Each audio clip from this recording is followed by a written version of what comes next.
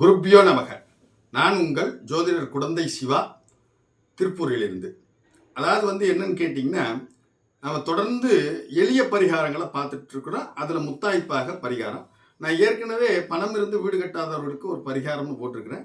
இதை சார்ந்து 12 ராசிக்காரர்களுக்கும் வீடு வாங்குவதற்கு, வீடு வாங்கக்கூடிய காரியத்திற்குரிய அமைப்பு ஜாதகத்திலிருந்தும் தடைபடுவதற்குண்டான எளிய பரிகாரத்தை இன்னைக்கு நான் சொல்லிட்டு வரேன். இதை தொடர்ந்து குறித்து வச்சுக்கிட்டு ஃபாலோ பண்ணிட்டு வாங்க, கண்டிப்பாக நல்லது நடக்கும். ஸோ நான் சொல்லக்கூடிய பரிகாரம் எதுவுமே ஒரு குறிப்பிட்ட காலம் அப்படின்னு நீங்கள் எடுத்துக்கிட வேண்டாம். நீங்கள் உங்களால் எவ்வளோ தூரம் முடியுமோ அவ்வளோ தூரம் செய்யுங்க. இறைவன் அருள் பரிபூர்ணமாக கிடைக்கும். முதல்ல மேச ராசிக்காரர்களுக்கான வீடு வாங்குவதற்கு ஜாதக அமைப்பு இருந்தாலும் செய்யக்கூடிய எளிய பரிகாரம். அதை என்னன்னு கேட்டிங்கன்னா, மேசராசிக்காரர்கள் பக்கத்தில் இருக்கக்கூடிய முருகன் கோயிலுக்கு போகணும். நீங்கள் இயற்கையாக என்னன்னு கேட்டிங்கன்னா, முருகன் கோயில் சிவன்லையும் முருகன் இருப்பார், பல கோயில்களில் முருகன் இருப்பார். அப்படி நீங்கள் போகிறது உசிதம் கிடையாது.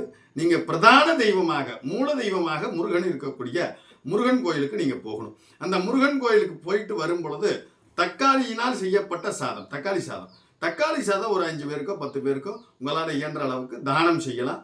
அல்லது பெரிய தூக்கு போசியில் செய்து கொண்டு போய் அங்கே வரவர்களுக்கு தொன்னையில் வச்சு கொடுக்கலாம். அப்படி தக்காளி சாதம் தானம் செய்து விட்டுட்டு நீங்கள் வீட்டுக்கு வந்துடணும். அன்று மாலை பக்கத்தில் இருக்கக்கூடிய விநாயகர் கோயில், அரசமரத்து விநாயகர் கோயிலாக இருந்தால் ரொம்ப விசேஷம். அந்த அரசமரத்து விநாயகர் கோயிலுக்கு போய் ஈடுகாய் உடைச்சிட்டு, ஒரு கற்பூரத்தை குழைச்சிட்டு, ஒரு பச்சரிசி, அச்சு வெல்லம் அல்லது நாட்டு சர்க்கரை கலந்து அரச மரத்துக்கு பக்கத்தில் இருக்கக்கூடிய ஏதேனும் எறும்புகள் இருக்கக்கூடிய பகுதியில் போட்டுட்டு வழிபாடு பண்ணிட்டு வந்தீங்க அப்படின்னா கண்டிப்பாக உங்களுக்கு வீடு வாங்குவதில் ஏற்படக்கூடிய தடைகள் நிவர்த்தியாகும்.